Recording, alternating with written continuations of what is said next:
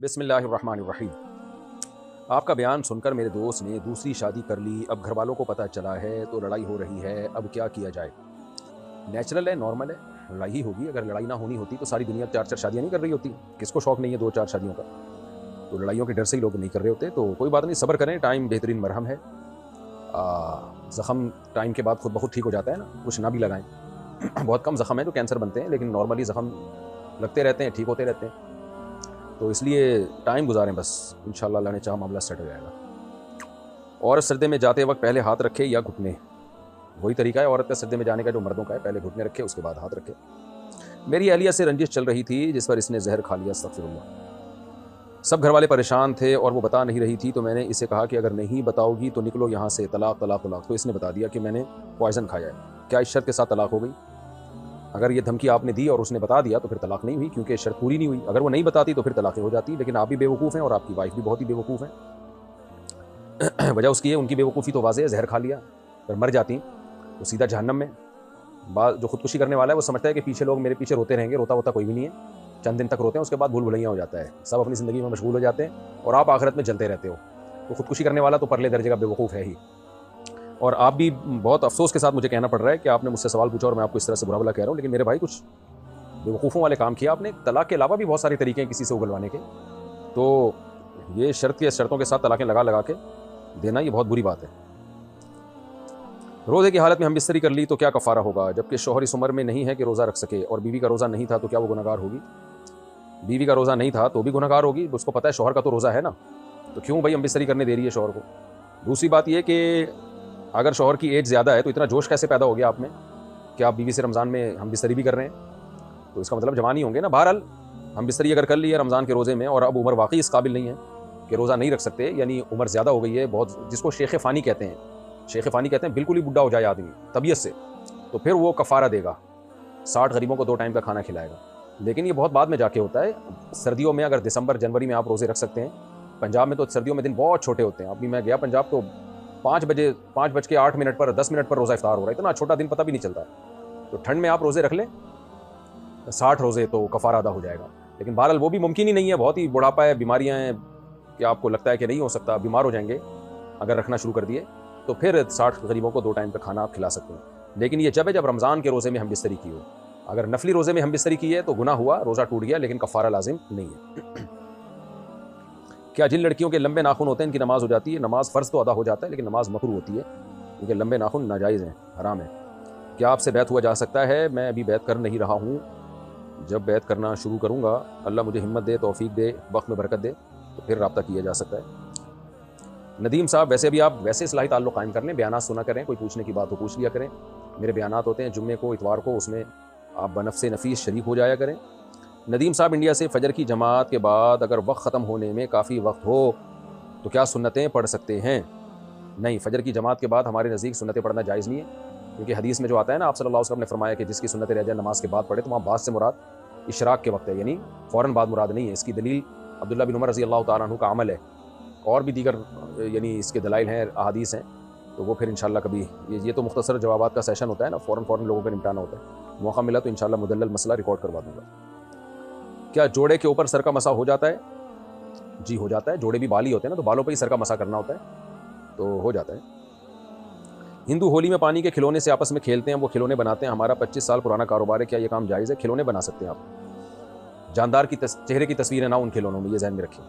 میں نے شیئرز خریدے ہیں جن کا مجھے سالانہ 5,000 روپے کرایہ آتا ہے، کیا ان شیئرز پر زکوٰۃ ہوگی؟ جی ہاں بالکل زکوٰۃ ہوگی، کیونکہ شیئرز انسان اگر آپ نے وہ بیچنے کی نیت سے خریدے ہیں، ظاہر ہے بیچنے کے لیے ہی شیئرز خریدے جاتے ہیں، تو اس کی مارکیٹ ویلیو پر آپ کو زکوٰۃ دینی ہوگی۔ اب شیئرز خریدنے اس میں 5,000 کرایہ آتا ہے، یہ میری سمجھ میں نہیں آیا، شیئرز پر کرایہ کہاں سے آ جاتا ہے بھائی؟ پروفٹ آتا ہوگا جب آپ اس کو، جو قیمت بڑھتی ہے آپ شیئرز کو بیچتے ہیں، کرایہ والی بات میری کھوپڑی سے بالاتر ہے، یعنی میری سمجھ سے بالاتر ہے۔ تو یا تو آپ نے کسی بلڈنگ کے شیئر خریدے ہوں گے، اس میں اپنا حصہ ڈالا ہوگا، پھر اس بلڈنگ کے کرایے میں سے کرایہ آتا ہوگا، تو وہ ڈیوائیڈ ہو کے آتا ہوگا۔ تو اگر ایسا ہے تو پھر اگر آپ نے وہ خریدا تھا بیچنے کی نیت سے اور سوچا کہ جب تک بکتے نہیں ہیں تو کرایہ لیتا رہوں گا، تو اس پہ زکوٰۃ ہے۔ اور اگر بیچنے کی نیت سے نہیں خریدے تھے آپ نے، وہ آپ نے یہ تھا کہ اس بلڈنگ میں میرا شیئر ہوگا، حصہ ہوگا، اور نیت یہی ہے کہ کرایہ آتا رہے گا، تو کرایہ بیٹھ کے کھاؤں گا، تو پھر اس پہ زکوٰۃ نہیں ہے۔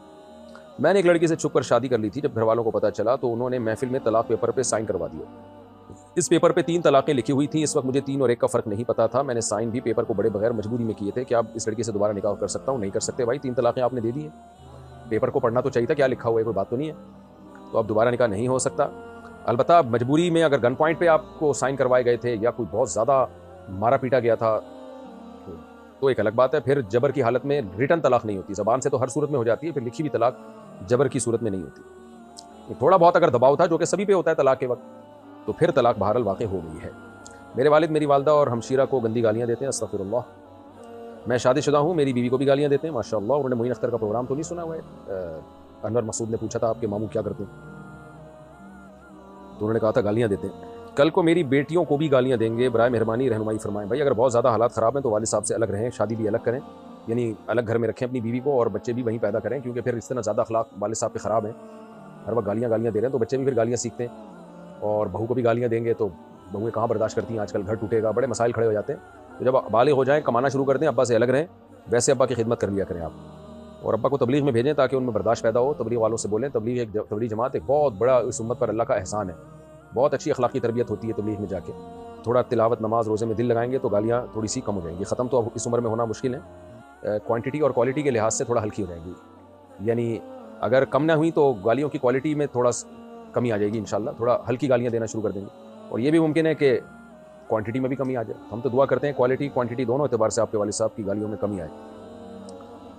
عبداللہ صاحب علی گڑھ انڈیا سے. بہرحال جواب کا خلاصہ یہ ہے کہ آپ ابا کی کیا اصلاح کریں گے. آپ جب تک برداشت کی ہمت ہے برداشت کریں, اور اپنی شادی کے وقت جو ہے نا الگ گھر کا انتظام کریں اور وہاں رہا کریں, ابا سے ملنے آ جایا کریں. عبداللہ صاحب علی گڑھ انڈیا سے. کیا مرد کی ناف سطر میں داخل ہے؟ نہیں, مرد کی ناف سطر میں داخل نہیں ہے. ناف سے نیچے گھٹنے تک, یعنی گھٹنا سطر میں داخل ہے, ناف سطر میں داخل نہیں ہے. کیا سوتے وقت یا کسی وقت بغیر وضو کے آیت الکرسی, سورہ فاتحہ یا قرآنی آیتیں پڑھ سکتے ہیں؟ جی پڑھ سکتے ہیں بغیر وضو کے. سوتیلی ماں کی بہن سے نکاح جائز ہے یا نہیں؟ سوتیلی ماں کی بہن سے نکاح جائز ہے. میرے 25 سال کے بھائی کا انتقال ہو گیا, وہ نماز نہیں پڑھتے تھے. ان کا عقیدہ یہ تھا کہ اولیاء اللہ کو اللہ نے اختیارات دیے ہیں اور ان سے مدد بھی مانگی جا سکتی ہے, کیا ان کے لیے دعائیں مغفرت کر سکتی ہوں؟ نہیں. میں اپنے شوہر کے بھائیوں سے کوئی تعلق نہیں رکھنا چاہتی. میں سب کے ساتھ اچھا سلوک کرتی ہوں, لیکن میرے شوہر کے بھائی اور بھابھیاں میرے اوپر الزامات لگاتے ہیں. میں ان کے بھائیوں سے کوئی تعلق نہیں رکھنا چاہتی, برائے مہربانی رہنمائی فرمائیں. ہاں تو آپ اپنے شوہر سے بولیں کہ الگ رکھیں. پھر آپ کو شوہر کے بھائیوں سے تو ویسے بھی پردہ ہے, تو وہ تو نامحرم میں آتے ہیں, تو ان سے بے تکلف ہونا تو ویسے بھی جائز نہیں ہے. تو اس لیے بہرحال میرا تو آج کل یہی مشورہ ہے, لوگوں کے دل بہت چھوٹے ہیں. دیکھیں جوائنٹ فیملی میں رہنے کے بہت سارے فائدے ہیں, لیکن جوائنٹ فیملی میں رہنے کے لیے ظرف چاہیے, جو آج کل چل نہیں رہا. ایک دوسرے پہ الزامات, تنگ نظری. اس لیے جہاں تھوڑا سا فساد ہو تو بجائے اس کے کہ ایک دوسرے کا سر پھوڑتے رہیں, بہتر یہ ہے کہ الگ رہا جائے. آپ کے شوہر کو بھی چاہیے بھائی, پردہ کر رہی ہیں آپ اگر, تو الگ رکھیں آپ کو. ویسے بھی الگ رکھنا چاہیے اس زمانے میں. ہاں کچھ لوگ ہوتے ہیں بہت اچھے, ان میں ظرف ہوتا ہے اکٹھے رہنے کا, تو ان کو تو میں یہی مشورہ دیتا ہوں اکٹھے رہیں, اور جوائنٹ فیملی میں رہ کے بھی پردہ کیا جا سکتا ہے, میرے بیانات اس پر موجود ہیں. لیکن جہاں ایسے مسائل ہوں تو قصور کس کا بھی ہو بھائی, الگ رکھو. اولاد بگڑ جائے تو کوئی دعا بتا دیں. سورہ فرقان کے آخری رکوع میں یہ دعا ہے, ربنا ہب لنا من ازواجنا وذریاتنا قرۃ اعین واجعلنا للمتقین اماما. یہ دعا بھی ہے. اصلح لی فی ذریتی, یہ دعا بھی ہے. تو یہ دونوں دعائیں مانگا کریں. ویسے سمپل اللہ سے دعا مانگ لیں, اللہ میری اولاد کو نیک صالح بنا, اور پھر اولاد کی تربیت کا بھی انتظام کریں. دیکھیں کیوں بگڑ رہا ہے. بچے زیادہ تر دوستوں سے, کلاس فیلوز سے بگڑتے ہیں. میں ایسے بچوں کو جانتا ہوں بہت اچھے اسکولوں میں پڑھتے ہیں لیکن بگڑ گئے. اب دنیا حیران ہو رہی ہے, اتنے اچھے اسکول میں, اتنے اچھے مدرسے میں پڑھ کے کیوں بگڑ گیا. بھائی وہ اس کو جو کلاس فیلو ملا تھا نا, وہ صحیح نہیں تھا. وہ مدرسے تو اچھے ہوتے ہیں, اسکول بھی بہت سے اچھے ہوتے ہیں, مدرسے بھی بہت سے اچھے ہوتے ہیں, لیکن ضروری نہیں کہ ان میں سارے بچے بھی اچھے خاندانوں سے آ رہے ہیں, وہ بگاڑ دیتے ہیں. اس لیے میں ہوم اسکولنگ کا قائل ہوں اس زمانے میں. اگر ہوم اسکولنگ کے لیے اچھے ٹیوٹر کا انتظام ہو جائے تو بچوں کو اسکول کے بجائے گھروں میں پڑھانا چاہیے. میری شادی کو 15 سال ہو گئے ہیں, 5 بچے ہیں. میں کمزور اور بیمار ہوں. میرے شوہر روزانہ ہم بستری کرنے کا کہتے ہیں, جو مجھ سے برداشت نہیں ہوتا. میں کیا کروں؟ خاتون نے پوچھا ہے. شوہر کو پھر بول دیں بھائی دوسری شادی کر لو. دیکھیں گھر قربانیوں سے چلتا ہے. اب آپ کے شوہر کو اللہ نے زیادہ اضافی قوت دی ہے, طاقت دی ہے. اب اگر عورت شوہر کے ساتھ حلال میں تعاون نہ کرے تو شوہر پھر ظاہر ادھر ادھر جا کے منہ مارے گا. پھر خواتین ہی پریشان ہوتی ہیں کہ دوسری عورتوں میں دلچسپی لے رہا ہے. ہم تو منع کریں گے شوہر کو, بھائی جو بھی ہے آپ نے حرام کی طرف نہیں جانا, لیکن ایسے موقع پہ عورت کو قربانی دینی چاہیے. آپ کے نان نفقہ اٹھا رہا ہے, آپ کے ساری ذمہ داریاں ایک بندہ پوری کر رہا ہے, تو شریعت نے حکم دیا ہے کہ پھر عورت کا دل اگر نہ بھی آمادہ ہو تو اس کو اپنی شوہر کی خواہش کی تکمیل میں اس کا ساتھی بننا چاہیے. قربانیوں سے ہی گھر چلتا ہے. تو ساری خواہشات اپنی پوری نہیں ہوتی ہیں. مرد کو بھی چاہیے کہ وہ عورت کے لیے قربانی دے, کہ بعض دفعہ ایسے ہوتا ہے کہ بیوی بچوں میں مشغول ہے, بچوں کو پال رہی ہے, وہ نہیں کھانا بنا سکتی, تو کوئی بات نہیں یار, تم باہر سے کھانا لے آؤ آج. اس کے آپ دیکھو کہ کس قدر مصروف ہے, بیمار ہے. تو مرد کو بھی چاہیے کہ عورت پہ بوجھ کم ڈالے. دوسری بات یہ کہ اگر بہت زیادہ تڑپ نہیں ہے مرد کے اندر, تو اگر بیوی کی خواہش نہیں ہے تو اس کی خواہش کا خیال کر لے. بھی بھاگی تو نہیں جا رہی ہے, آج آپ سو جاؤ, کل پرسوں 2-4 دن کے بعد آپ اس کے پاس چلے جانا. آپ بھی اتنا ٹارزن بننے کی کوشش کیوں کر رہے ہو؟ تو خلاصہ یہ ہے کہ یہ میاں بیوی کا رشتہ قانون اور ضابطوں پہ نہیں چلتا, رابطوں پہ چلتا ہے. رابطے کا مطلب آپس میں ایک دوسرے کا خیال کر کے چلنا پڑتا ہے. تو قانون تو یہی ہے شریعت کا کہ مرد کو اگر خواہش ہوگی تو عورت انکار نہیں کر سکتی, وہ گنہگار ہوگی. لیکن اخلاقیات کا تقاضا یہ ہے کہ مرد کو اپنی بیوی کے جذبات کا خیال کرنا چاہیے, اس کے آرام کا خیال کرنا چاہیے. مرد بھی قربانی دینے کا جذبہ پیدا کرے, عورت بھی قربانی دینے کا جذبہ پیدا کرے, تو گھر چلتے ہیں. تو صرف قانون کو اگر فالو کریں گے تو پھر تو ایک یعنی ایک زندگی کے جو لطف ہے اور زندگی کے جو محبتیں ہیں وہ بالآخر ختم ہونا شروع ہو جاتی ہیں. تو میں بہرحال خاتون کو یہی مشورہ دوں گا کہ شوہر اگر جو شریعت کا حکم ہے, کیونکہ شریعت میری بنائی ہوئی تو ہے نہیں, اللہ رسول کے احکامات اس بارے میں بہت واضح ہیں, وہ حکم یہی ہے کہ مرد کو اگر خواہش ہو اور عورت بیمار بھی نہ ہو تو پھر وہ انکار نہیں کر سکتی. بن الیاس پالن پوری, شمالی گجرات, انڈیا سے. کیا کان پر جو بال ہوتے ہیں اس کو کاٹ سکتے ہیں یا نہیں؟ میرے کا کہنے کا مطلب ہے پورے نہ کاٹے جائیں, اور صرف کان کے اوپر جو بال ہوتے ہیں وہ اور گدی کے اوپر جو بال ہوتے ہیں وہ کاٹ سکتے ہیں یا نہیں؟ وضاحت کے ساتھ فرمائیں. کاٹ سکتے ہیں.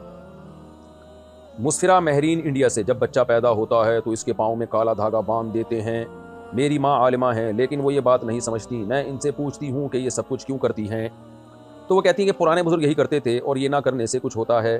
مجھے بتائیں کہ ماں باپ اگر غلط کریں تو ان کو نہیں بتا سکتے کہ آپ غلط کر رہے ہیں؟ جب بچہ پیدا ہوتا ہے تو اس کی ماں 3 مہینے مکمل ہونے تک اپنے میکے نہیں جا سکتی. میکے جانے سے کچھ اندیشہ لگا رہتا ہے, اس کے بارے میں بتائیں. سب جاہلانہ رسومات ہیں بھائی. پرانے باپ دادا اگر کوئی غلط کرتے رہے ہیں تو اس کو ختم کرنا چاہیے, نئے باپ دادا کو فالو کرنا چاہیے پھر ایسی صورت میں. تو یہ سب جاہلانہ رسومات ہیں, اس سے گناہ ہوگا. نہ کالا دھاگا باندھیں اور نہ ماں کو اپنے میکے جانے سے روکیں. جاہلانہ رسومات ہیں, اللہ پہ توکل کے خلاف ہیں یہ باتیں. اس سے انسان گناہگار ہوتا ہے. اپنے ماں باپ کو محبت سے سمجھائیں اور وہ کالا دھاگا, پیلا دھاگا, نیلا دھاگا سب نکال کے پھینک دیں. ارحان انصاری کہتے ہیں, سعودی عرب سے پوچھتے ہیں, میرے پاس تقریباً 1 لاکھ انڈین روپے ہیں جو میں نے حرام طریقے سے کمائے تھے. اب ان پیسوں کا کیا کروں جس سے میری آخرت میں پکڑ نہ ہو اور میری جان چھوٹ جائے؟ رہنمائی فرمائیں. دیکھیں, حرام طریقے سے اگر 1 لاکھ روپے کمائیں تو وہ صدقہ کرنا ہی پڑے گا ثواب کی نیت کے بغیر. اگر حرام کا مطلب یہ ہے کہ کسی بندے سے چوری کی ہیں تو بندے کو لوٹانے پڑیں گے, اور اگر کسی اور حرام طریقے سے کمائے ہیں تو پھر اس کا حل یہ ہے کہ صدقہ کرنا پڑے گا ثواب کی نیت کے بغیر. باقی یہ کہ آپ پہلے جس طریقے سے کمائے ہیں اس کے بارے میں کسی قریبی مفتی سے رابطہ کر کے یہ معلوم کر لیں کہ بعض دفعہ ایک عام لوگ اس طریقے کو حرام سمجھ رہے ہوتے ہیں, وہ ہوتا نہیں ہے, یا وہ طریقہ ناجائز ہوتا ہے, یعنی کام ناجائز ہوتا ہے لیکن اس سے حاصل ہونے والی آمدن ناجائز نہیں ہوتی. بعض دفعہ ایسے بھی ہوتا ہے کہ ایک طریقہ غلط ہے.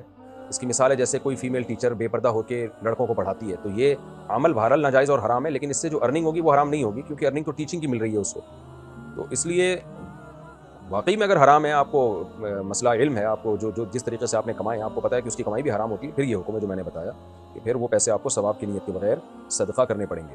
اور اگر وہ پیسے خرچ ہو چکے ہیں, خرچ کا مطلب اس سے کوئی کاروبار میں لگا دیا آپ نے, بلڈنگ خرید لی یا کوئی گاڑی خرید لی, تو پھر آپ کو اس گاڑی کی یا جو بھی چیز خریدی ہے اس کی قیمت صدقہ کرنی پڑے گی. تو پھر وہ گاڑی صدقہ کرنا ضروری نہیں ہے, بلکہ آپ یہ نیت کر لیں کہ میں اس کی قیمت صدقہ کروں گا. جب توبہ کر لیا آپ نے نا, تو پھر یہ سہولت ہے کہ آپ جب نیت کر لیں گے اس کی قیمت صدقہ کرنے کی اور تھوڑا تھوڑا صدقہ کرنا شروع کر دیں گے. ایک اماؤنٹ فکس کر دیں ہر مہینے کے, بھائی اتنے دنوں کے اندر اندر میں نے اتنے پیسے صدقہ کرنے ہیں جتنے کی یہ چیز ہے, تو پھر آپ کے لیے اس چیز کا استعمال جائز ہو جائے گا. اور اگر وہ کیش کی رقم صورت میں پڑے ہوئے تو پھر وہ اماؤنٹ ہی صدقہ کرنا پڑے گا. ڈاکٹر سمرین صاحبہ لاہور سے, کیا رشتہ کروانے کے یا رشتہ دکھانے کے پیسے لینا حرام ہے, یہ جائز ہے؟ برائے مہربانی رہنمائی فرمائیں.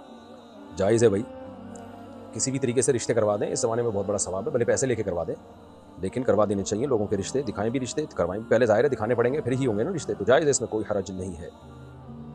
فرحان صاحب باولپور سے, ایک امام اور ایک مقتدی جماعت کے ساتھ نماز پڑھ رہے ہوں اور اس دوران اگر مقتدی کا پیشاب کا قطرہ نکل جائے تو مقتدی کو کیا کرنا چاہیے؟ اگر امام کے ساتھ یہ قطرے نکلنے کے مسائل ہوں تو کیا اسے جماعت کروانا ترک کر دینا چاہیے؟ میں ایسا کرتا ہوں کہ اگر قطرہ نکل جائے تو پورے فرض پڑھنے کے بعد گھر آتا ہوں, پھر سے ادا کرتا ہوں. رہنمائی فرمائیں. دیکھیں, امام کے کو قطرہ نکل آیا یا مقتدی کو, اگر 100% یقین ہے نا کہ قطرہ نکل گیا تو اسی وقت نماز ٹوٹ گئی, اس کو ختم کرنا نماز کا لازم ہے. تو یہ جائز نہیں ہے کہ آپ پھر نماز کو مکمل کریں, کیونکہ بغیر وضو کے نماز نہیں ہوتی. تو مقتدی کو قطرہ نکل گیا, مقتدی کو چاہیے فوراً نماز توڑ دے, ٹوٹ گئی ہے نماز اس کی, بس اس کو ختم کر کے چلا جائے اور وضو کر کے دوبارہ نماز شروع کرے. اور امام نے یہ کام کیا ہے تو پھر امام کی نماز سے تو مقتدیوں کی نماز بھی گئی, امام کو بھی چاہیے کہ وہ نماز توڑ دے. کلکتہ بہار انڈیا سے، میرا رشتہ ٹوٹ گیا ہے تو کیا کوئی لڑکی لڑکے کا نام لے کر دعا مانگ سکتی ہے کہ ٹوٹا ہوا رشتہ جڑ جائے، میں اس کو پسند کرتی ہوں؟ مانگ سکتی ہے، کوئی گناہ نہیں ہے، ناجائز ہونے کی کوئی دلیل نہیں ہے، لیکن یہ تھوڑا حیا کے بھی خلاف ہے، مزاج شریعت کے بھی خلاف ہے۔ رشتوں میں کبھی بھی یہ دعا نہیں مانگنی چاہیے کہ اللہ فلاں سے میری شادی کرا دے۔ کچھ دعائیں جائز ہوتی ہیں لیکن وہ مناسب نہیں ہوتی۔ اس کی مثال ایسے ہے جیسے یہ دعا مانگنا کہ اللہ مجھے بہت زیادہ مال و دولت دے دے، یہ دعا شریعت میں پسندیدہ نہیں ہے۔ یوں دعا مانگنی چاہیے اللہ میرے رزق میں برکت دے دے، کیونکہ مقصد برکت سے حاصل ہوگا، کوانٹٹی کے لحاظ سے پیسہ زیادہ ہونے سے مال کا مقصد حاصل نہیں ہوتا۔ اب پیسہ زیادہ آ گیا، ضرورتیں اس سے بھی ڈبل ہو گئی، یا پیسہ زیادہ آ گیا لیکن دل تنگ ہو گیا، دل میں ناشکری آ گئی، تو اس لیے اللہ سے مال میں برکت مانگنی چاہیے۔ تو اسی طرح رشتوں میں یہ دعا کہ فلانے سے کرا دے، فلانے سے کرا دے، تو بلکہ یہ دعا مانگنی چاہیے اللہ تیرے علم میں یہ اگر بہتر ہے تو میرے لیے مقدر کر دے، اور اگر تیرے علم میں یہ بہتر نہیں ہے تو پھر جہاں بہتر ہے وہاں مقدر کر دے۔ اب لوگ بھی بڑے ہوشیار ہو گئے، کہتے ہیں ہم اللہ سے یہ دعا مانگتے ہیں اللہ یہاں کرا دے اور اسی کو بہتر بنا دے، یعنی اللہ کو تو اس پہ قدرت ہے نا کہ یہاں بھی ہو جائے اور اسی کو آپ کے حق میں بہتر بھی بنا دے۔ تو بھائی آپ ہوشیاری نہ کریں اللہ کے ساتھ، اللہ کو اللہ کے فیصلے کرنے دیں، تو آپ یہی کریں۔ جائز ہے سب طرح سے دعا، میں ناجائز کی بات نہیں کر رہا، لیکن مناسب نہیں ہے۔ مناسب یہی ہے کہ اللہ تیرے علم میں یہ رشتہ اگر میرے لیے بہتر ہے تو میرے مقدر میں لکھ دے، کیونکہ ہمیں عام کھانے سے مطلب ہونا چاہیے، پیڑ گننے سے مطلب نہیں ہونا چاہیے۔ آپ کہہ سکتے ہیں جی عشق ہو گیا ہے تو وہ دل کا حال بہت خراب ہو جائے گا، اس لیے ہم اللہ سے یہ دعا مانگتے ہیں کہ یہی کرا دے اور اس کو میرے لیے بہتر بھی بنا دے، کیونکہ اگر یہی نہیں ہوئی کہیں اور ہو گئی تو دل تو میرا اسی کی طرف مائل رہے گا۔ تو اس کا جواب یہ ہے کہ یہ جو دعا مانگی جاتی ہے نا استخارے میں، اور ویسے بھی جو دعا مانگی جاتی ہے اس میں یہ الفاظ کہے جائیں کہ اللہ یہ رشتہ تیرے علم میں اگر میرے لیے مقدر بہتر ہے تو اس کو مقدر کر دے اور مجھے اس پہ اطمینان بھی نصیب کر دے، اور اگر تیرے علم میں یہ رشتہ میرے لیے بہتر نہیں ہے تو جہاں بہتر ہے وہ مقدر کر دے اور یہاں سے میرے دماغ کو ہٹا دے تو، یعنی عشق معاشقہ بھی ختم ہو جائے میرا، اس کے سائیڈ ایفیکٹ بھی ختم ہو جائیں۔ تو اس طرح سے دعا مانگنی چاہیے۔ محمد عاطف کوئٹہ سے، کیا فجر کی نماز پڑھنے کے بعد اور عصر کے فرض پڑھنے کے بعد مغرب تک قضا فرض نہیں پڑھ سکتے؟ اور اگر نہیں پڑھ سکتے تو قضا نمازیں پڑھنے کا مناسب وقت کون سا ہے؟ کیا پوری 20 قضا رکعتیں ہم صرف کسی ایک فرض کے ساتھ فرض نماز کے ادا کرنے کے بعد ادا کر سکتے ہیں؟ دیکھیں، فرض نماز جو قضا نماز ہے وہ صرف 3 وقتوں میں جائز نہیں ہے، جب سورج نکل رہا ہو یا بالکل زوال کا وقت ہو یا جب سورج غروب ہو رہا ہو، تو اس وقت تو کسی بھی قسم کی نماز جائز نہیں ہے۔ لیکن اگر قضا فرض پڑھ رہے ہیں تو فجر کی فرض نماز کے بعد بھی جائز ہے اور عصر کی نماز کے بعد بھی جائز ہے۔ فجر اور عصر کے بعد نوافل جائز نہیں ہے، کوئی قضا نماز آپ پڑھ سکتے ہیں، تو اس لیے عصر کے بعد بھی کوئی قضا عمری پڑھنا چاہے تو کوئی حرج نہیں ہے۔ البتہ جب سورج ڈوبنے کے قریب ہو جائے اور اس میں بہت زیادہ سرخی پیدا ہو جائے، یعنی ایک نیزہ سورج بلند ہو جو انڈیا پاکستان میں تقریباً سورج غروب ہونے سے 10-15 منٹ پہلے کا وقت ہوتا ہے، تو اس وقت پھر نماز جائز نہیں ہے، اس سے پہلے آپ قضا پڑھ سکتے ہیں۔ اور قضا نماز کا کوئی ٹائم نہیں ہے، 5 نمازیں ایک ہی نماز کے ساتھ بھی پڑھ سکتے ہیں، کوئی حرج نہیں ہے، لیکن وتر کی بھی قضا کرنے پڑیں گے، خوب سمجھ لیں۔ پاکستان سے کسی نے پوچھا ہے، جب کسی قوم میں مردوں سے زیادہ عورتوں کی تعداد ہو جائے تو کیا وہاں کے مردوں کے لیے لازم ہے کہ وہ ایک سے زائد شادی کر کے ان کا سہارا بنے؟ اور اگر وہ ایسا نہ کریں تو کیا روز محشر میں اللہ تعالیٰ کے سامنے ایسا مرد جواب دہ ہوگا؟ بعض علاقے ایسے ہوتے ہیں وہاں خواتین کا گروتھ ریشو زیادہ ہو جاتا ہے، یا جنگوں میں بہت سارے مرد شہید ہو جاتے ہیں، جیسے چیچنیا میں ماضی میں ایسا ہو چکا ہے، لڑائیوں کے دوران وہاں مرد کم ہو گئے تھے، اتنی زیادہ لوگ جنگوں میں شہید ہوئے، قتل ہوئے۔ تو ان دنوں میں سعودی عرب کے ایک مفتی ہیں ابن جبرین کے نام سے، ان کا فتویٰ تھا، عبداللہ ابن جبرین غالباً نام تھا، میں نے وہ فتویٰ اپنی کتاب میں نقل کیا تھا، وہ بہت پرانی بات ہو گئی، کتاب لکھے ہوئے بھی مجھے تقریباً 20 سال کے قریب ہونے والے ہیں۔ تو عبد الرحمن ابن جبرین نام تھا میرا خیال ہے، ان کا فتویٰ میں نے نقل کیا تھا کتاب میں کہ جہاں ایسے حالات ہوں کہ مردوں کی تعداد کم ہو جائے، خواتین کی تعداد زیادہ ہو جائے، تو پھر وہاں صاحب استطاعت مرد پر ایک سے زیادہ شادیاں واجب ہو جاتی ہیں، اور جو مرد پھر اگر ایک سے زیادہ شادی نہیں کرتا استطاعت کے باوجود، تو قیامت کے دن اس سے سوال ہوگا ان عورتوں کے بارے میں جو زنا کی طرف مجبور ہوئیں یا اپنی کفالت کے لیے ملازمتوں پہ مجبور ہوئیں، یا اور کسی طریقے سے وہ ڈپریشن کا شکار ہوئیں، کیونکہ یہ تو فطرت سے بغاوت ہے بغیر نکاح کی زندگی۔ تو اس لیے ان کا فتویٰ میں نقل کر دیتا ہوں، خود سے میں کوئی رائے نہیں دے رہا۔ البتہ ان کے فتوے پر کوئی ایک اشکال ہو سکتا ہے اہل علم کو کہ جس چیز کو شریعت نے واجب قرار نہیں دیا آپ کیوں واجب قرار دے رہے ہیں؟ بھائی اسلام نے تو 2-3 شادیوں کو مستحب اور سنت قرار دیا نا، فرض تو نہیں قرار دیا، تو آپ اسلام سے آگے کیوں نکل رہے ہیں، آپ واجب کیوں قرار دے رہے ہیں؟ اس کا جواب یہ ہے کہ اسلام نے تجارت کو بھی تو جائز قرار دیا نا، فرض نہیں قرار دیا، لیکن اگر سارے لوگ تجارت سے ہڑتال کر کے بیٹھ جائیں تو تجارت بھی فرض کفایہ ہو جائے گی۔ یعنی معاملات میں شریعت نے جو ہمیں جائز یا مستحب قرار دیا ہے نا، تو وہ اس لیے کہ جائز قرار دینے سے بھی وہ حکمتیں حاصل ہو جاتی ہیں، کیونکہ تجارت کی طرف لوگوں کی ویسے ہی رغبت ہے، اس کو فرض قرار دینے کی ضرورت نہیں ہے، اس میں پیسہ آتا ہے۔ اسی طرح مرد کی اللہ نے عورت کی طرف ویسے ہی اٹریکشن رکھی ہے، اگر شریعت اس کو مستحب بھی قرار نہ دیتی تو بھی مرد زیادہ شادیاں کرتے، لیکن اب یہ جو مردوں کی عورتوں کی طرف نکاح والی رغبت ہے اس کو مصنوعی طریقے سے ختم کیا گیا ہے۔ اس کے نتیجے میں اب مردوں نے نکاح کرنا چھوڑ دیے ہیں. تو ایسی سچویشن میں جہاں عورتوں کی تعداد زیادہ ہوگی اور خواتین کو ضرورت ہوگی تو وہاں مردوں پر ان عالم کے فتوے کے مطابق ایک سے زیادہ شادیاں واجب ہوں گی. پھر اس پہ یہ اشکال کرنا درست نہیں ہوگا کہ شریعت نے جب واجب قرار نہیں دیا تو آپ کون ہوتے ہیں. بھائی ان حالات میں شریعت کی نظر میں واجب ہے, شریعت ہی کے اصول کی روشنی میں واجب, یعنی ان عالم کے فتوے کے مطابق میں بات کر رہا ہوں کہ شریعت ہی کے اصول کو اگر سامنے رکھا جائے گا تو ان حالات میں مردوں پر واجب ہوگا. نبی صلی اللہ علیہ وسلم نے یا قرآن میں جس دور میں لازم قرار دیا ہے تو مستحب قرار دیا ہے تو وہ دور تھا جہاں مرد ویسے ہی کر رہے تھے. تو جب مرد کرنا ہی چھوڑ دیں ایک کام, اس کی مثال ایسے جیسے ایک شادی بھی تو واجب نہیں ہے نا, سنت موقدہ ہے, لیکن اگر پورے دنیا کے مرد ہڑتال کر کے بیٹھ جائیں ہم نے ایک بھی نہیں کرنی ہے تو کیا کوئی مفتی یہ کہے گا اپنی سنت ہے یا سنت موقدہ ہے؟ بھائی اب تو فرض کفایہ ہے, تو واجب ہے کیونکہ بہت نسل ختم ہو رہی ہے, بہت سارے حالات خراب ہو رہے ہیں, یعنی مسائل پیدا ہو رہے ہیں. تو اس لیے تعدد زوجات کا بھی وہی حکم ہے جو تجارت کا اور ایک شادی کا حکم ہے کہ اگر ساری چھوڑ دیں تو پھر یہ ان عالم کے فتوے کے مطابق اس کو واجب ہونا چاہیے. میں ان کا فتویٰ نقل کر رہا ہوں بغیر کسی تبصرے کے. کچھ کام ایسے ہیں فتوے کے بغیر ہی کر لینے چاہیے. واجب کا فتویٰ نہ بھی ہو تو بھی خود انسان اپنے آپ کو سوچے نا, دوسروں کی جگہ رکھے کہ ہمارے ساتھ ایسے حالات ہوتے ہیں. ہماری اس کی مثال ایسے ہے کہ میں بہت سے لوگوں کو جانتا ہوں وہ دوسری شادی کے بہت زیادہ خلاف ہیں, لیکن ان کی بیٹی یا بہن کو جب ضرورت پڑی نا تو انہوں نے دوسری پہ دے دی. ان کو پتا تھا اگر ہم یہ دوسری والے سے نہیں کریں گے تو حساب ہی خراب ہو جائے گا, سارا مسئلہ برباد ہو جائے گا, ڈپریشن میں چلی جائے گی, گھر سے بھاگ جائے گی, بیسیوں مسائل ہوں گے. تو انہوں نے نہ چاہتے ہوئے بھی, حالانکہ وہ دوسری شادی کے بہت خلاف تھے, لیکن اپنی بیٹی یا بہن انہوں نے کسی کو دوسری بیوی کے طور پہ دے دی. تو وہی ہے بھائی, اپنے لیے اصول کچھ اور, دوسروں کے لیے اصول کچھ اور, ایسا کیسے ہو سکتا ہے؟ میرے پاس ایک صاحب آئے کسی طلاق یافتہ سے شادی کر رہے تھے, اس کے بچے بھی تھے. جو صاحب آئے وہ بڑے مالدار تھے, الگ فلیٹ لے کے دے رہے تھے اپنی سیکنڈ وائف کو, اور ینگ تھے, جوان تھے, مالدار تھے. کہتے ہیں میں اس کے بچوں کی بھی کفالت کروں گا, لیکن ان کے جو پیر و مرشد تھے انہوں نے ان کو دوسری شادی سے منع کر دیا جن سے وہ بیعت تھے. تو اب یہ مرید میرے پاس آئے کہ یار میں کسی بیوہ سے شادی کرنا چاہتا ہوں اور اس کے بچے بھی ہیں, میں بچے بھی رکھ لوں گا, اور میرے پاس اتنی گنجائش ہے, اللہ نے بہت مال دیا مجھے, اس کو ایک فلیٹ میں رکھ رہا ہوں, کرایہ دوں گا میں اس کا, تو میری ضرورت بھی ہے اور اس کی بھی ضرورت ہے. لیکن میرے جو پیر و مرشد ہیں جن سے میں بیعت ہوں بڑے نیک ہیں, لیکن وہ مجھے منع کر رہے ہیں کہ بھائی تم بہت بڑی مصیبت میں پھنس جاؤ گے. تو میں نے ان سے کہا, میں نے کہا دیکھیں وہ پیر و مرشد آپ کے جو بھی ہیں, بزرگ ہیں, عالم ہیں, اگر ان کی اپنی بیٹی طلاق یافتہ ہوتی اور وہ بھی رشتوں سے مایوس ہو چکی ہوتی, اس کو شوہر مل ہی نہ رہا ہوتا, یا تو ہوتا نا اس کو کوئی اچھا میاں مل رہا ہوتا, پھر تو ٹھیک ہے, کمارے کو ترجیح دینی چاہیے, یا اس آدمی کو ترجیح دینی چاہیے جس کے نکاح میں کوئی عورت نہ ہو. لیکن اگر کوئی مل نہیں رہا تو پھر وہ شیخ صاحب اپنی بیٹی کی شادی اگر آپ سے کر دیتے تو اشکال ہوتا کہ بھائی دوسروں کے لیے اصول کچھ اور, اپنی بیٹیوں کے لیے اصول کچھ اور. یہ اشکال ہوتا کہ نہیں ہوتا؟ کہنے لگے ہاں ہوتا, بالکل ہوتا. میں نے کہا اور اگر نہیں کرتے تو بیٹی پہ ظلم ہے. بیٹی کہتی ہے ابا جب اللہ نے مرد کو دوسری شادی کی اجازت دی ہے تاکہ ہم جیسی بچیوں کا بھی گھر بسے, تو آپ کو تو ہمارا گھر بسانا چاہیے, نہ یہ کہ اپنے مرید کو آپ مجھ سے شادی سے منع کر کے اپنی بیٹی پہ ظلم کر رہے ہو. تو میں نے کہا نہ وہ روکتے اور نہ وہ ہاں کرنے کا, ہاں بھی کرتے تو بھی اشکال ہوتا, نہ کرتے تو بھی اشکال ہوتا. تو اس کے لیے بہترین حل یہی ہے کہ آپ کو چاہیے کہ اللہ کے حکم کو فالو کریں, اس میں پیر و مرشد سے آپ مشورہ نہ کریں. اللہ کا حکم ہے, اللہ نے کہا ہے کہ فنکحوا ما طاب لکم من النساء مثنی وثلاث ورباع. اللہ تعالیٰ نے سب عورتوں کو دیکھ کے قانون بنایا جس میں آپ کے پیر و مرشد کی بیٹیاں بھی ہیں اور بھی لوگ ہیں, کسی کو بھی کل ضرورت پڑ سکتی ہے, لہٰذا آپ اللہ کے حکم کو فالو کریں. الحمدللہ یہ واقعہ تقریباً 12-13 سال پرانا, بلکہ 15 سال پرانا واقعہ ہوگا. انہوں نے کر لی شادی اور الحمدللہ اب تک خوش ہیں, ان کی بیوہ سے بچے بھی ہو گئے اور بڑی اچھی زندگی دونوں بیویوں کے ساتھ گزر رہی ہے ان کی, الحمدللہ. صلو علی الحبیب. خیر جی, پریشانیاں تو آئی ہیں, پریشانیاں کہاں نہیں آتی بھائی, تو ٹینشنیں آئی ہیں, لیکن حلال میں ہی ٹینشنیں ہوتی ہیں نا, حرام میں تھوڑی ٹینشن ہوتی ہے. لیکن انہوں نے مینیج کر لیا تو چل رہے ہیں. تو اس بیچاری لڑکی کا گھر بس گیا, وہ 10 سال تک اس کو کوئی رشتہ نہیں ملنا تھا, اور ملتے تو سارے آڑے ترچے مل رہے ہوتے. تو وہ کہنے لگے میرے پیر و مرشد ناراض ہوں گے. میں نے کہا پیر و مرشد کو بتاؤ ہی نہیں بھائی, پیر و مرشد کو بتانے کی ضرورت نہیں ہے. اچھا خیر, ہم آگے چلتے ہیں. پاکستان سے کسی نے پوچھا, مفتی صاحب میری منگنی ہو چکی ہے, میں صلاۃ حاجات بھی پڑھتا ہوں, لیکن پھر بھی ابھی تک کوئی راہ نظر نہیں آ رہی. اب شادی کے لیے مجھے کوئی وظیفہ بتا دیں تاکہ میرا جلد از جلد نکاح ہو جائے, کیونکہ میں گناہوں کی طرف متوجہ ہو رہا ہوں.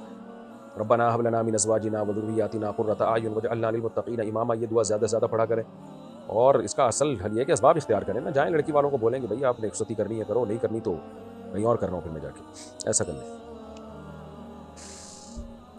عبید الرحمان لاہور سے, میری عمر 25 سال ہے, میں گھر والوں کو بار بار شادی کرنے کو کہتا ہوں مگر میرے گھر والے نہیں کر رہے, برائے مہربانی کوئی حل بتا دیں. آپ اگر خود کما رہے ہیں تو کر کے بتا دیں کہ ہو گئی ہے, خود نہیں کما رہے تو پھر بھائی پھر تو گھر والوں کی مرضی سے ہوگی. اپنی خرچے پہ شادی ہوتی ہے, گھر والوں کے خرچے پہ اگر ہوتی ہے تو پھر ساری چیزیں گھر والوں ہی کی ماننی پڑتی ہیں. آپ کمائیں, کر لیں, بتا دیں, جو میرا کلپ چل رہے ہیں وہ دیکھ لیں آپ. عبید الرحمان لاہور سے, ہمارے ہاں مرنے والے کے گھر میں کھانا کھانے کا بہت رواج ہے, اس بارے میں کیا حکم ہے؟ مرنے والے کے گھر میں جو کھانا کھانا ہے کیا مطلب اس کا, کیا مطلب جو مر گیا تو قیامت تک اس کے گھر میں کبھی کھانا ہی نہیں کھایا جائے گا, یا تیجے کا کھانا بول رہے ہیں, 40ویں کا کھانا بول رہے ہیں؟ تو تیجے 40ویں کا کھانا تو ناجائز ہے. البتہ جس دن گھر میں میت ہوتی ہے تو لوگ جو قریب دور سے رشتہ دار آئے ہوئے ہوتے ہیں وہ میت کو دفنا کے آتے ہیں, تو اگر ان کے لیے کسی نے کھانے کا انتظام کیا ہوا ہے کہ بھائی دور سے آئے ہوئے ہیں، ٹائم بھی کھانے کا ہے، تو اڑوس پڑوس میں کسی نے اگر انتظام کر دیا ان کے کھانے کا تو اس میں کوئی حرج نہیں ہے، وہ کھانا کھا سکتے ہیں. لیکن وہی لوگ کھائیں جو دفنانے گئے تھے یا دور سے تعزیت کے لیے آئے ہوئے ہیں. تو محلے پڑوس والے لوگ ہیں وہ اپنے اپنے گھروں میں جا کے کھائیں. پاکستان سے کسی نے پوچھا کیا بچے کا نام روح القدس رکھنا جائز ہے؟ کیونکہ فرشتے کا کے نام رکھنا بھی تو جائز ہے. جی نام رکھ سکتے ہیں، لیکن یہ روح القدس کا مطلب مقدس روح، تو اتنا زیادہ مقدس نام میرا خیال ہے، میرا ذوق ہے، میں کوئی فتویٰ نہیں دے رہا کہ اتنا زیادہ مقدس نام نہیں رکھنا چاہیے کہ روح القدس. یہ تو جبریل علیہ السلام کا لقب ہے، انتہائی مقدس، جو بالکل ہر طرح کے گناہوں سے پاک معصوم. تو اس لیے تھوڑا سا ہلکا کر لیں اس کو، بہت زیادہ مقدس ہو جائے گا آپ کا بچہ. القدوسی کر لیں، خالی روح نہ لگائیں، روح اللہ کر دیں، روح اللہ، یہ زیادہ اچھا ہے، روح اللہ، اللہ کی روح. سعودی عرب سے کسی نے پوچھا میں ایک لڑکی سے شادی کرنا چاہتا ہوں جس سے میں محبت کرتا ہوں اور میں اپنے والدین کو دوبارہ اس کے گھر بھیج چکا ہوں، لیکن میرے والدین ابھی تک اس لڑکی سے میری شادی کرنے پر راضی نہیں ہوئے کیونکہ وہ میری شادی اپنی برادری میں کروانا چاہتے ہیں اور میں رضامند نہیں ہوں کسی بھی صورت. حالانکہ لڑکی اور اس کے گھر والے عزت دار گھرانے سے اور لڑکی کے والدین ہماری شادی پر مکمل راضی ہیں.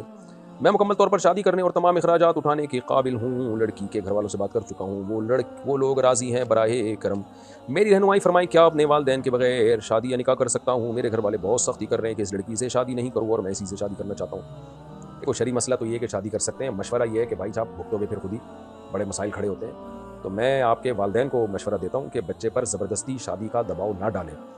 اپنی اس کی مرضی کے بغیر شادی ہوگی، بیوی سے محبت نہیں کرے گا، کسی کی بچی کی زندگیاں برباد ہو جاتی ہیں اس طریقے سے. ماں باپ نے اپنی رشتہ داری نبھانی ہوتی ہے لیکن وہ رشتہ داری ٹوٹتی ہے بعد میں.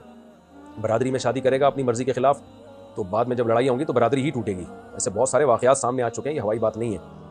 پھر بعد میں جو ہے نا اتنے لڑائیاں، اتنے فسادات ہوتے ہیں اور بڑے مسائل کھڑے ہو جاتے ہیں. پھر برادری والی لڑکی کو طلاق دینا بھی بڑا مشکل ہوتا ہے کیونکہ پھر تو بندوقیں توپیں نکل آتی ہیں. تو اس لیے ماں باپ کو میں سمجھانا چاہتا ہوں کہ بھائی نہ کرو زبردستی، بچہ جہاں کہہ رہا ہے وہاں شادی کر دو اگر ان میں کوئی خرابی نہیں ہے. تو باقی آپ کو کیا کرنا چاہیے یہ میں مشورہ نہیں دے سکتا کیونکہ آپ نے اگر والدین کی مرضی کے بغیر شادی کی، برادریوں میں بندوقیں نکل آئیں، توپیں نکل آئیں، ماں باپ نے آگ کر دیا، یہ کر دیا، تو آپ بھی ڈپریشن میں جا سکتے ہیں. تو کرنا کیا یہ آپ خود فیصلہ کریں گے. میں تو صرف شرعی مسئلہ بتا سکتا ہوں کہ جائز ہے جہاں آپ نکاح کرنا چاہتے ہیں. محمد یونس کمال میاں والی سے مفتی صاحب، دکان سے خریدی گئی چیز یعنی جیسے بیکری کی چیزیں ہوتی ہیں، مٹھائی وغیرہ، اس کا کاروبار کیا جائے اور اس میں کوئی خرابی ہو جائے تو دکاندار کو واپس دینا جائز ہے یا ناجائز؟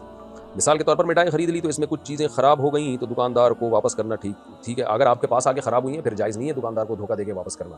کچھ لوگ یہ کرتے ہیں اور کچھ تو بڑے نالائق ہوتے ہیں، وہ اس کو تھوڑا سا ہاتھ بھی لگا چکے ہوتے ہیں چیک کرنے کے لیے. اب جب آپ کا ہاتھ لگ گیا تو دکاندار تو یہ سمجھ رہا ہے کہ بالکل ویسے ہی لا کے دے دی، لیکن کسٹمر جو اس کے ساتھ دھوکا ہو رہا ہے، اگر کسی کسٹمر کو پتہ چل جائے لڈو پہ پہلے کوئی بندہ ہاتھ لگا چکا ہے تو وہ کھائے گا اس لڈو کو؟ کبھی بھی نہیں کھائے گا. تو اس لیے یہ دھوکا ہے. اگر آپ کے پاس آ کے کوئی چیز خراب ہوئی ہے تو اب آپ دکاندار کو واپس نہیں کر سکتے. آپ نے کھول کے دیکھی تو خراب نکلی تو خیار رویت حاصل ہے، آپ فوراً واپس کر دیں جا کے. پاکستان سے کسی نے پوچھا ہے میں ٹک ٹاک پر میوزک کے ساتھ ویڈیو پوسٹ کرتی تھی، کچھ عرصہ ہوا میں دین کی طرف آ رہی ہوں اور میں چاہتی ہوں کہ وہ ویڈیوز ڈیلیٹ کر دوں، لیکن وہ اکاؤنٹ اب میرے پاس نہیں، نہ اس تک کوئی رسائی ہے. کیا مجھے اس کا گناہ ملے گا؟ مجھے کیا کرنا چاہیے؟ آپ دین کی طرف آ گئیں، آپ نے توبہ کر لی، آپ پر لازم تھا کہ وہ اکاؤنٹ سے ایسی ناجائز ویڈیوز ڈیلیٹ کر دیتی، لیکن اب وہ اکاؤنٹ آپ کے اختیار میں ہی نہیں ہے، ڈیلیٹ کرنا ممکن نہیں ہے. تو بس جو ہوا سو ہوا، توبہ استغفار کریں، اللہ تعالیٰ معاف کرنے والا ہے. آئندہ کے لیے زندگی کو اپنے درست راہ پہ لے کے جائیں. اللہ آپ کو توبہ پہ قائم رہنے کی توفیق عطا فرمائے. میں بھی دعا گوں. عائشہ صاحبہ پنجاب سے، میں یوٹیوب پر چینل بنانا چاہتا ہوں، ابھی نام تو خواتین والا ہے، اور چاہتا ہوں جس میں مجھے اے آئی کی مدد سے کارٹون اور جانوروں کو مکس کر کے ویڈیو بنانا ہے اور اسے اپلوڈ کرنا ہے. کیا یہ کام جائز ہے؟ چاہتی ہوں، ہونا چاہیے تھا، خیر شاید کمپوزر کی غلطی ہو، واللہ عالم. تو دیکھیں یہ جو ڈیجیٹل تصویریں ہیں، دارالعلوم کرنگی کی رائے یہی ہے جو میں نے ان حضرات سے معلومات لی ہیں کہ یہ تصویر کے حکم میں ہے ہی نہیں، چاہے کارٹون ہو چاہے کوئی بھی ہو، جب تک وہ ڈیجیٹل فارم میں ہے، پرنٹ نہ نکالا جائے اس کا. تو ان کی رائے کے حساب سے یہ جائز ہے، کارٹون اور جانوروں کی ویڈیوز بنانے کی اجازت ہے ڈیجیٹل فارم میں، ویسے نہیں، یعنی پرنٹ نہیں نکال سکتے اس کا آپ، اور ویسے ہاتھ سے یا تصویر سے بنانا وہ پھر بلا ضرورت جائز نہیں ہے. پرنٹڈ تصویر ضرورت کی وجہ سے جائز ہے، اور ڈیجیٹل تصویر بہت سے علماء کی نظر میں چونکہ تصویر ہی میں داخل نہیں ہے تو لہٰذا وہ بلا ضرورت بھی جائز ہے. لیکن اگر کوئی احتیاط کا پہلو اختیار کرے تو زیادہ اچھا ہے، کیونکہ بنوری ٹاؤن والے بہرحال اس کو ناجائز کہتے ہیں. محمد توحید اتر پردیش سے، میری دادی کا انتقال ہو گیا ہے، کیا صدقے کے طور پر قرآن میں نل یا ہیڈ پمپ لگوا سکتے ہیں؟ ہمارے ہاں قبرستان میں نل نہیں ہے. بھائی صاحب قبرستان میں ہیڈ پمپ یا نل کیوں لگوانا چاہ رہے ہو؟ تو میرا خیال ہے یہ کام آپ نہ کریں, قبرستان کو ویسے ہی رہنے دیں, کیونکہ ہیڈ پمپ یا نل لگے گا تو ہو سکتا ہے کسی کے ذہن میں ہو کہ لوگ جب قبر میں مردے کو دفن کرتے ہیں تو بعد میں ہاتھ دھونے پڑتے ہیں. یار ایک کین اپنے ساتھ لے جائیں ہاتھ دھونے کے لیے, کیونکہ اگر قبرستان میں نل لگے گا نا تو اس کے فائدے میرا خیال ہے کم ہیں اور نقصانات زیادہ ہیں. اس میں رائے کا اختلاف ہو سکتا ہے, میں کوئی بھی قرآن و سنت نہیں بیان کر رہا, اپنی رائے بیان کر رہا ہوں. اس میں اختلاف ہو سکتا ہے کہ وہ پھر لوگوں میں پانی تو کراچی میں آپ کو پتہ ہے ویسے ہی کم ہے, تو قبرستان کی بے حرمتی ہوگی, سب اپنے مٹکے بھر بھر کے اور کین بھر بھر کے وہاں سے لے کے جائیں گے, لائنیں لگائیں گے, پھر وہاں پہ بہت کچھ. آپ کو پتہ ہے کہ قبرستان تو ایک خالی جگہ ہوتی ہے, بڑے فتنوں کا اندیشہ ہے میرے خیال میں. یہ جو روحانی عامل ہوتے ہیں نا, جادوگر قسم کے, یہ بھی قبرستانوں میں ڈیرے لگا کے بیٹھتے ہیں, ان کے لیے بھی چائے پانی کا انتظام ہو جائے گا وہاں پہ, پانی تو آئے گی, اب چائے رہ گئی خالی, کہیں گے چلو ایک ہوٹل بھی کھول لو. تو قبرستان ہی رہنے دینا چاہیے. تو کہیں اور نلکا لگا دیں, جس علاقے میں پانی نہ ہو کنواں کھدوا دیں والدہ کے اصال ثواب کے لیے, یہ زیادہ, دادی کے اصال ثواب کے لیے یہ کر لیں آپ, کہ ہیڈ پمپ قبرستان میں نہ لگائیں, کسی آبادی میں لگوا دیں, غریبوں کی آبادی میں جہاں پانی نہ آ رہا ہو. اور اس لحاظ سے تو پورا پاکستان, یہ کراچی کم از کم پورا ہی غریب ہے. آپ نارتھ کراچی سیکٹر 10 ڈنڈا بوڑ, وہاں پہ آپ ایک نلکا لگوا دیں, میں دل سے دعائیں دوں گا آپ کو. ہمارے گلی میں لگوا دیں تو ڈبل دعائیں دوں گا انشاءاللہ, بشرطے کہ نلکے میں پانی بھی ہو. نلکے تو میں نے بھی لگوائے ہیں بہت سارے گھر میں, پانی نہیں ہے. پاکستان سے کسی نے پوچھا ہے, میں ایک گیمنگ چینل یوٹیوب پر بنانا چاہتا ہوں اور شروع میں ڈسکلیمر چلا دینا چاہتا ہوں کہ یہ گیم نہ کھیلیں کیونکہ یہ آپ کے لیے وقت ضائع ہے. یہ بتا دینے کے بعد کیا میں گیمنگ چینل شروع کر سکتا ہوں؟ مجھے گیمز بہت پسند ہے اور اسی سے کمانا چاہتا ہوں. یہ تو ڈرامے بازی ہو جائے گی کہ شروع میں بول رہے ہیں بہت بری چیز ہے, چلو بھائی بسم اللہ کرو. تو دیکھیں گیمنگ چینل نہ بنائیں, لوگوں کی ٹائم ویسٹنگ ہے. باقی گیم سے جو ارننگ ہو رہی ہے, اگر وہ ایڈورٹائزمنٹ کی ارننگ ہے تو ارننگ جائز ہے, اور چینل بنانا بھی جائز ہے, مگر مکروہ ہے. وہی ہے جیسے سگریٹ کی دکان کھول لینا, بہت ناپسندیدہ کام ہے. یعنی باقاعدہ آرڈر پہ لوگوں کا ٹائم ضائع کروایا جا رہا ہے. نبی صلی اللہ علیہ وسلم نے تو فرمایا, من حسن اسلام المرء ترکہ ما لا یعنی, انسان کے اسلام کی اچھائی ہے کہ بیکار چیزوں کو چھوڑ دے. تو خود بیکار چیزوں کو چھوڑنے کا حکم ہے, تو لوگوں کو بیکار چیزوں میں ڈالنا کتنی بری چیز ہوگی. یعنی خود ایک بیکار چیزوں میں پڑ رہا ہے اور ایک لوگوں کو بھی ڈال رہا ہے. اس لیے میں آپ کو مشورہ یہی دوں گا کہ صاف ستھرے کام کیا کریں, حلال طیب, یہ کام نہ کریں. بہرحال حرام نہیں ہے آمدن.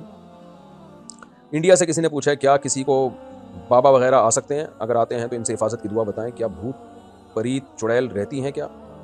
بابا تو کسی کو بھی نہیں آ سکتے, تو باقی جن چڑیل آ سکتے ہیں. جن آتا ہے تو اس کی مادہ کو چڑیل کہتے ہیں, تو وہ ہوتا ہے جنی ہے.